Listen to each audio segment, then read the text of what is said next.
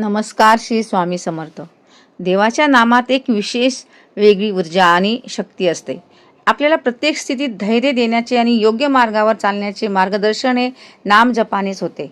त्यामुळे स्वामींच्या जपाचा देखील हाच फायदा आहे की यामुळे तुम्ही अध्यात्माच्या मार्गावर तर जाताच, मात्र चुकीच्या मार्गावर कधीच जात नाही. ही ताकद स्वामींच्या नाम जपाचीच असते. स्वामी सेवा करणाऱ्या प्रत्येकाला तारक मंत्राचे आणि स्वामी नाम जपाचे महत्त्व माहीत असते. स्वामी सेवा ही अत्यंत साधी सोपी आहे. स्वामी सेवा करताना ती शुद्ध मनाने व पवित्र भावाने करावी. स्वामी नक्की कृपा करतात.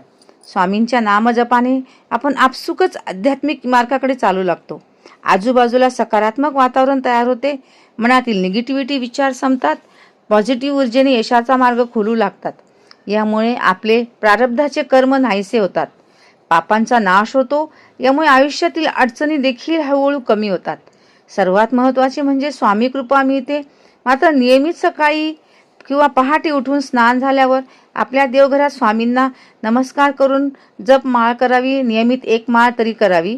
शक्य असल्यास 11 माळ स्वामी समर्थ हा मंत्र जपावा व त्याचा लाभ घ्यावा. धन्यवाद.